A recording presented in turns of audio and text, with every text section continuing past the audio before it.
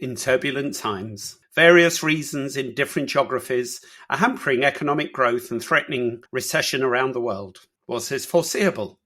Is this all part of an expected cycle? Or are we witnessing something completely new? To help shine a light on these questions and more on the topic of macro financial trends and the global economic outlook, I'm fortunate to be joined by two guests whose jobs are to think about these things day in and day out. Welcome to Good Things Happen, Elaine Buckberg, Chief Economist of General Motors, and Nathan Sheets, the Global Chief Economist at Citigroup. Elaine and Nathan, before we get into the nitty-gritty of global economics, please tell me about your careers to date. How does one become a chief economist? Is it always something you wanted to do? Well, first of all, Nathan and I started out together in grad school at MIT in the same class. So that's a good foundation for both of us. And I think that many, but not all chief economists have PhDs in economics and have that training, although there are exceptional economists who do not as well. I can't say that it was ever part of the plan, but Nathan and I think both did macro and international as our fields and worked on domestic issues and international issues. We overlapped at the Treasury Department for a number of years in the mid-2010s. And I think broad training, getting a public sector perspective, and in both of our cases, having a private sector perspective as well and a financial market perspective really enables you to pull together the whole perspective of the global economy. Nathan, was economics something you took up almost as a vocation because you wanted to apply it, or was it just the thing that you were really, really good at? Maybe somewhere in between. I always was intrigued by human behavior and our societal institutions, but I also like math and quantitative modeling. And I kind of saw economics as the intersection of those two things, where we were trying to study what humans did and how we act and policy, but to put a little bit more substance and rigor behind that. And I think that that's what I found in my career. I've worked in policy institutions at the Federal Reserve and the Treasury for 20-some years. And my goal has been to learn, to understand what's going on, and hopefully in the process to be doing and saying things that are relevant. And that's allowed me to make some contributions in the policy public side. It's also taken me to some very interesting opportunities, including being the chief economist here at Citi. Elaine, what were your motivations when you first chose economics as something you were going to major in? Well, I should say that my father also was an economist, and I grew up in Washington, D.C., and he worked for the Joint Committee on Taxation, which serves the Senate and the House. And so I was sort of raised on economics and how it impacted policy. And I think that the opportunity to contribute to making better policy by bringing a less common lens to the problems, and economics undergirds everything, was a big motivation. I also want to say that both one of the huge advantages of economics as well as one of the challenges is that the global economy is always changing and it's very dynamic. So you're always figuring out new things, and that makes it always very intellectually rich. In the economic situation we're in, I described it as being turbulent times. Is this a good time to be an economist? Is it more exciting because there aren't just patterns and algorithms that are same old, or is it worrying? Nathan, I can see you leaning forward into the camera and smiling. Well, let me be a two-handed economist on this one. That on the one hand, really the last 15 years, since the onset of the global financial crisis, one could describe as turbulent economic times.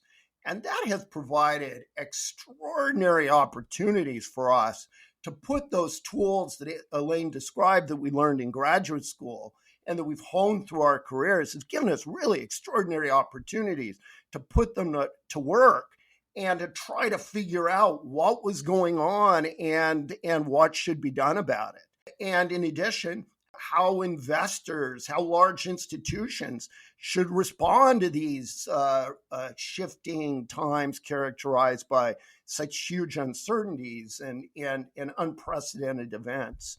So that's kind of the good news. The bad news is it has been extraordinarily humbling. As Elaine alluded to, things are different. We're faced with these new challenges. And as a global economist, I am constantly reminded of my own limitations and my own limited ability really to understand what's going on. I try to piece it together, and it's a lot of fun, but my ultimate analysis often falls short of what actually happens. Elaine, I can see you nodding at the kind of frustration part of it. Talk to me. So first of all, turbulent economic times means there's a lot of demand for our input as, an additional perspective to weigh in decision making. And I think my career, and Nathan, observing yours, has very much been around using economics to inform real world decisions. So let's say there's been a lot of interest in my input, and that's very rewarding, but certainly it's been very challenging. And I just think about the last 3 years alone, there's so many things that we had no historical pattern to look at. Every cycle is different and have different nuances. So for every mathematical model and econometric model that looks at various economic variables and how they contribute, there's a bunch that you leave out, and these cycles have been so unique. So it is indeed very challenging and humbling, but again, opportunity to provide that input and framework. Our ability to forecast epidemiology and the COVID virus, obviously very limited.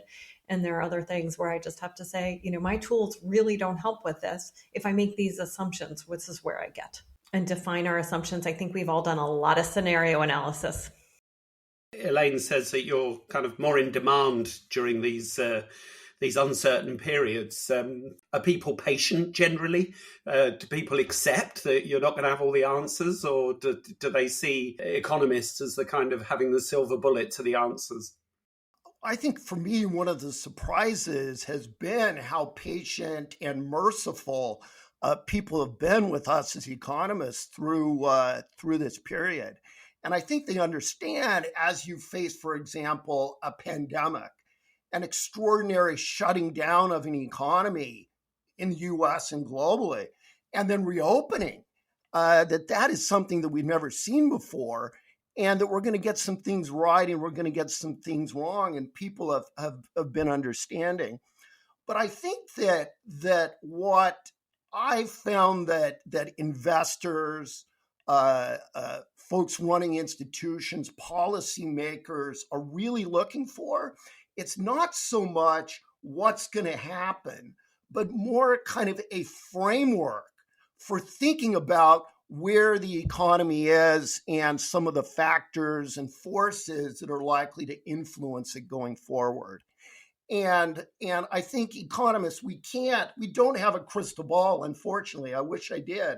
We can't say exactly what's going to happen 6, 12, 18 months down the road, but we can provide kind of a story of some of the key influences and what's likely to be in play. And I think that's really what people are looking for and appreciate, that we are, through the experience we've had, we're able to provide some frameworks for thinking about the uncertainty. I'm going to take that as an invitation, even though it might not have been meant as one. So, Elaine, and I'm someone who flunked economics when I was at high school. So I'm going to ask a really basic question. We're at the beginning of January recording this. You've obviously had time to reflect over the holiday period. What's your take on 2022 and, broadly macro view of where we are and what are we expecting in 2023? So let me focus on the forward-looking outlook because I think that's the most meaningful for the audience. So let's start with the U.S. For the U.S., I'm relatively optimistic. I think there's this would not be optimistic in most settings, but I see the U.S. as having about 50% chance of achieving a soft landing, of weak growth, maybe around 1% growth for the year, but that the fundamental demand is strong enough, the labor market has so much excess demand that could be compressed before you experience substantial increases. Unemployment, households have so much savings. Corporates don't have that much refinancing to do, having finance in 2023, having refinanced a lot of their debt at longer maturities and lower rates during the last few years, that there's about a 50% chance that the US will muddle through with low growth this year and avoid a recession, about 50% chance of a recession, which I think would likely be short and mild. I think China, we next need to turn to, and their abrupt abandonment of the zero COVID policy suggests that Q1 will be very weak as cities sort of roll through rapid COVID waves. Early data, including some great graphs from Citi on traffic congestion and subway use, suggests that any given city's wave is maybe about 6 weeks long, and looks set for a substantial rebound in the second through fourth quarters. So I expect we could see strong growth for those quarters and for the year as a whole. Europe, on the other hand, our third major economic region, is entering recession right now. The UK probably already entered it in earlier in the year, in last year, where the severe increase in energy prices and low energy supply associated with Russia cutting off supply and Europe voluntarily ending some of its importing of Russian energy has probably the weakest outlook globally. And those three regions account for about 2/3 of global economic activity. And so that means a weak outlook for our other emerging markets, but probably good chance we avoid a global recession, but have weakness in a number of regions. Anything you would like to add to that, Nathan? Any other observations? I think Elaine has covered the ground well. If I were to step back a bit and try to frame 2023 thematically, I'd emphasize four key themes. First, we're seeing an ongoing substitution from goods back to services. And that strong services demand that we're seeing in the global economy is supporting labor markets and putting upward pressure on wages and contributing to high services inflation, which is actually my second theme, is the global inflation, and particularly global services inflation, remains quite hot and pushing central banks to act and to vigorously hike rates. So the third theme for 2023 is that central banks are on the case. We saw that through last year, but it's likely to continue during the coming year. We're likely, at least through the first half, we're likely to see further rate hikes. And then the lagged effects of a lot of the monetary policy restraint that was put into place last year are also likely to be felt during this year. And kind of putting all of this together, that creates my fourth theme, that global recession risks are high. And our sense, exactly as Elaine articulated, is that they're likely to be manifest at different times in different ways in different parts of the globe, probably a little earlier in Europe as a result of the severe gas shock, maybe a little bit later in the United States as a result of the resilience of the economy, but we're feeling it. And then in China, the story is really about the abandonment of the zero COVID policy and the sustainability of that and how that will play through spending and consumer behavior during the year ahead. I'm interested to understand what's led to where we are and some insight from you both. Can we go back to COVID and the lockdown? Are what we experiencing, the result of that? And, was that in the pipeline? Nathan, you talked about the move from goods to services. Elaine, you were nodding when he said that. Tell us about how the world is changing. I think it's an ongoing process of normalization coming from COVID, right? So during the lockdowns globally, people essentially stopped consuming almost any services except for essential ones, and then gradually rebounded. And vaccination was a big kicker to that, but there was still lots of conservative. A year ago, we were in an Omicron wave, which caused a big pullback in Europe and the US and other places in the world. We continue to make progress away from that. And I think people's demand continues to shift back towards services. I think in China had a brutal year last year with lots of rolling lockdowns in different cities that closed everything, with some fixes for limited manufacturing activity, but a huge pullback in service consumption and high contact service consumption in China last year. Now people are sort of staying in to avoid infection until, like in some cities, it runs through and they feel like they're safe. And I think we'll see a big rebound in service consumption there, where they'll have an accelerated version of what we went through in 2021 and 2022. But this has been a long crisis. People have changed habits. They've learned new habits, and some of that will be sticky. And maybe, for example, people will entertain at home and be outside in cooler weather than they were. And there'll be some things that will be sticky and maybe not go all the way back to what was a pre-COVID normal. Nathan? My sense is that a lot of what we've seen over the last couple of years can be described really as the evolution of supply and demand. That we can move back to first principles of economics, kind of think about how the supply curves and demand curves have been moving around, and it gives a lot of insight into where we are today. And specifically, early on, we had this, as a result of the health situation, a surge in demand for goods. At the same time, there was massive economic stimulus. So the government had huge stimulus programs, central banks eased rates. All of that put the consumer in a position where the consumer was able to spend. Now, as that spending occurred, it was focused on goods. At the same time, the ability to produce those goods was being disrupted as a result of lockdowns and supply chain disruptions and so on and so forth. And that generated much of the inflation that we've seen over the last 2 years or so. Now, more recently, what we've seen is this substitution that Elaine and I have talked about back to services, and that's taking some of that pressure off the goods market. It's allowing those supply chains to heal and to normalize. And importantly, we're also seeing in recent months a marked decline in goods inflation, but we're making it up in the services. There's hundreds of billions of dollars, by my reckoning, of pent-up demand for services. And even as the central banks are trying to slow the economy by hiking rates, at the same time, households are saying, we haven't been on holidays for a while. We want to travel. We want to go out. We want to go to restaurants. And it's supporting services and keeping the economy strong, the labor market strong, and putting continued upward pressure on wages.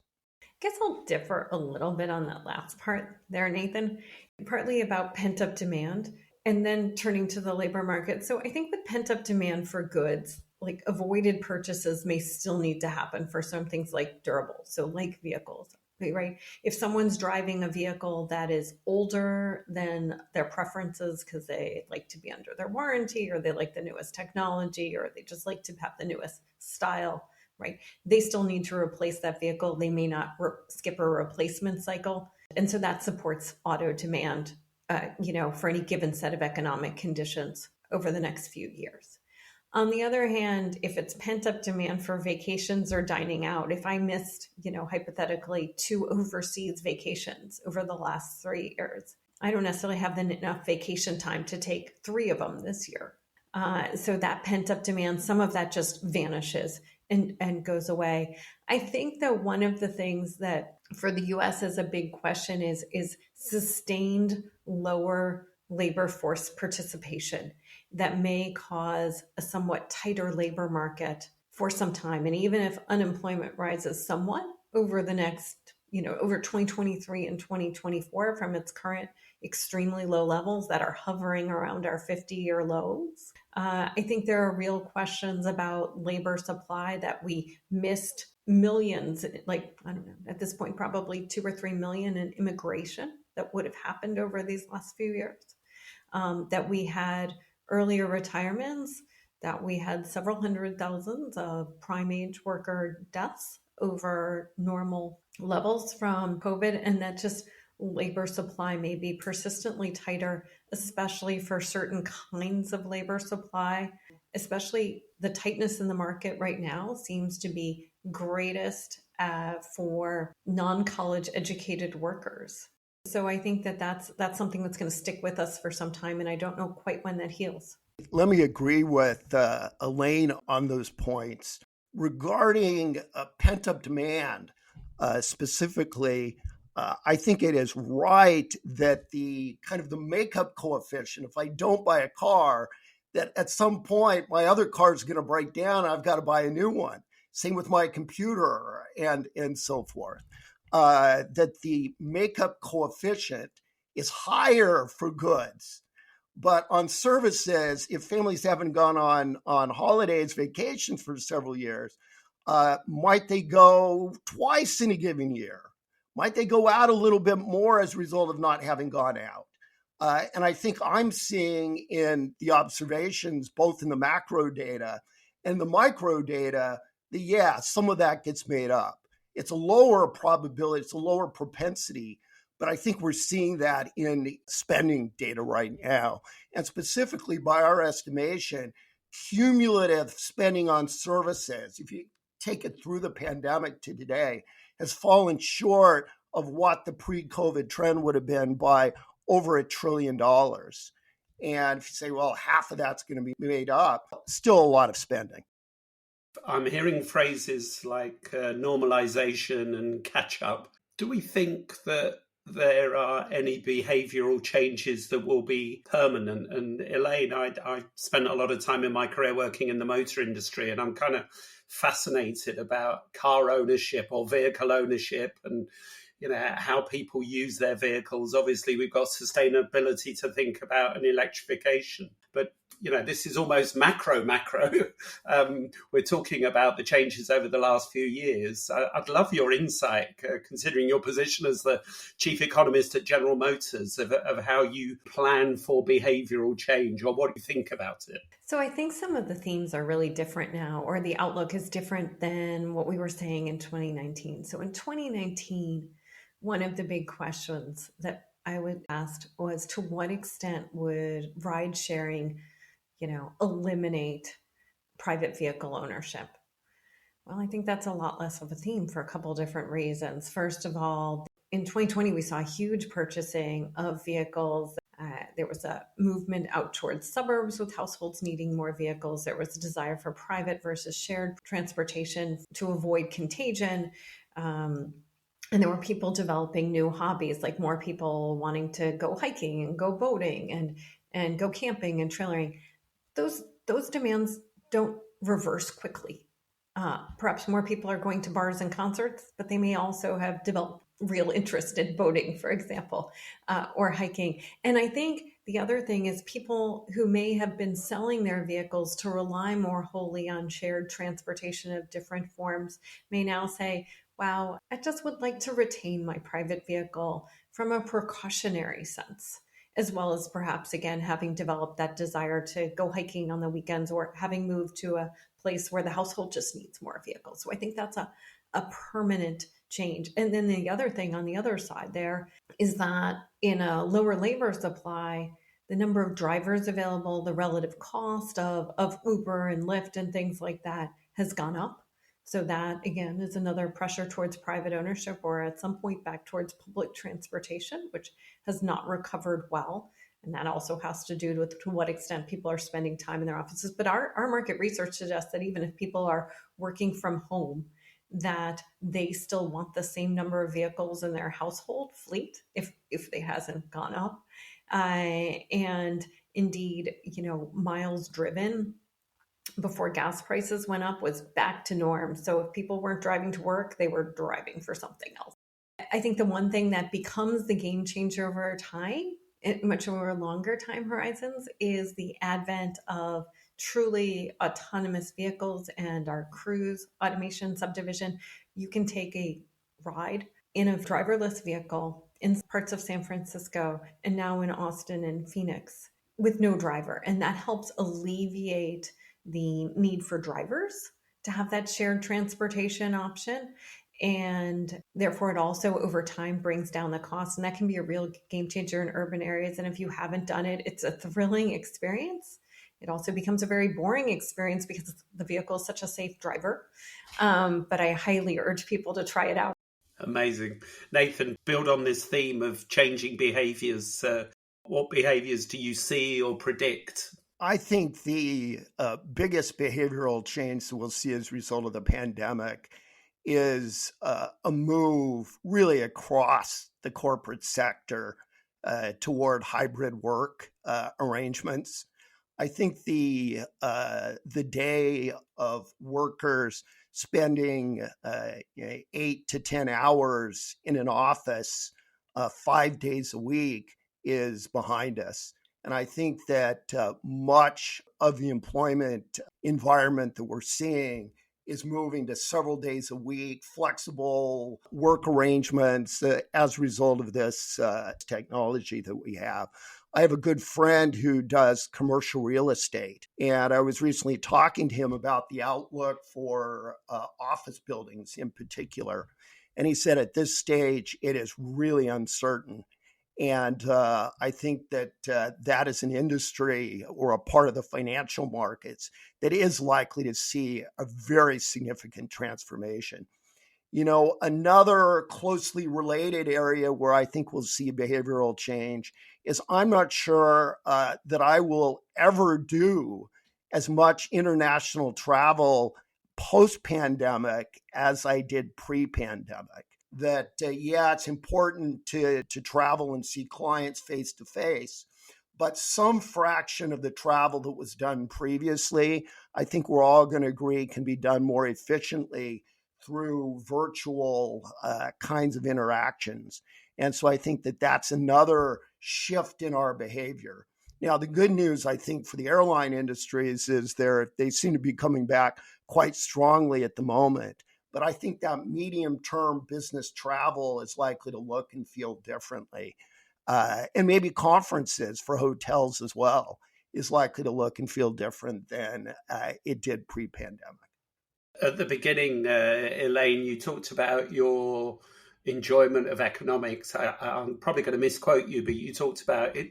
It kind of covers every part of life, doesn't it? It covers people and behavior. And one of my favorite things about doing this podcast is the energy and enthusiasm I get from my guests about what they do. Could you tell us a bit about your role and the job that you do, with a view to if there are any young listeners who are thinking, hey, I never thought about economics. I would hope that by listening to all of the things that you and Nathan are saying, they're kind of excited and enthused about, this is how the world works. So tell us about your job and, what is it you do on a day-to-day, week-to-week basis? I and my team advise GM's top leadership. So our CEO, Mary Barra, our CFO, Paul Jacobson, our president, Mark Royce, and our whole leadership team, but also employees throughout the company on what's the economic outlook to help them understand that context as they make a whole sorts of decisions. So to make it accessible to them, so it's part of their background perspective when they're making all sorts of decisions. We also provide forecasts which guide our investments in vehicle programs and our treasuries operation and a wide range of decisions through the company, including how many vehicles we're making and which one in any given month, as well as our plans for making vehicles over the next 10 years. And we also provide insights to a range of other decision-making things that include environmental issues about the evolution of the EV market as a share of the total auto market, and just a huge range of issues. I think that I have a wonderful role in that GM has a very long-standing tradition of incorporating economics into all kinds of decision making across the company, much as the way the Treasury Department is. But I think that few companies do so as broadly as does GM. And it's partly our long investment horizons, but it's just a long history of investing around the world and making those long-term decisions. And I think always having had really stellar chief economists who helped create that demand for their services. For me, the thing that I find most exciting about my job is the intellectual freedom that I have. My responsibility is to look at the entire global economy and find issues, forces, factors that are at work that are important and that are interesting. And then in turn to think about them, write about them, talk about them, and to have a dialogue with smart investors, policymakers, and senior executives. So I kind of feel like I'm in a place where the world is literally my oyster intellectually, and I'm free to roam as widely as I can, and to share those thoughts with other people who are very engaged and have real world responsibilities, be that financial or policy responsibilities, as my interlocutors. And I think that's where our roles really differ from, if we had pursued careers in some other field, is that broad intellectual freedom to think about issues that we find interesting. My last question relates to the proliferation of information. I read Nate Silver's book, The Signal and the Noise, and he talks about, we've got too much information and not enough knowledge. Is that a phrase you would agree with? And does that resonate, Nathan? I'm kind of boring and old school on this in that the work that we do, we rely primarily on central bank data, government data, data from statistical agencies, data that's generated by financial markets.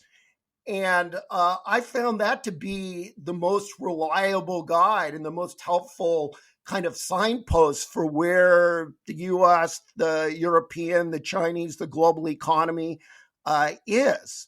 Now, as I say that, I should also caveat it several ways. First, during the pandemic, we were very interested in some real-time, fast-moving indicators, like we follow data on table bookings.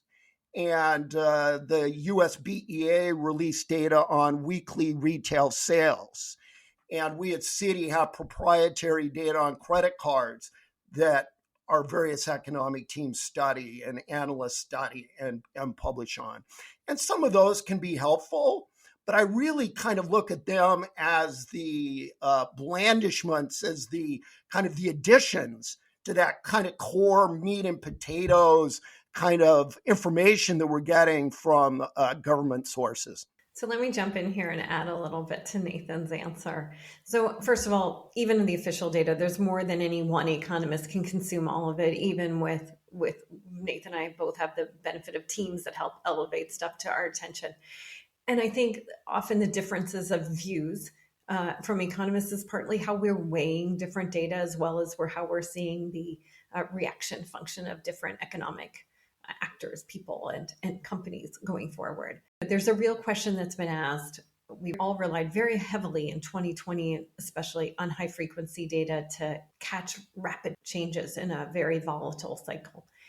I think there's a question of to what extent, if you're looking at stuff month to month, that tells you anything different than the traditional sources of data. I think, maybe it doesn't steer you very differently, but it's, again, terribly valuable in a volatile period.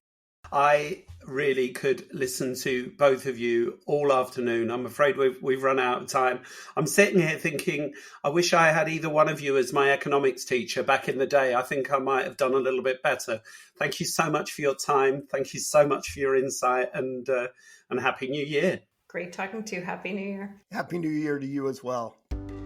Citibank NA and General Motors are not affiliated and are independent companies. Citibank has onboarded General Motors as a client for payment solutions. The speaker's views are their own and are not associated or may not necessarily reflect the views of Citi or any of its affiliates. Forecasts may not be attained.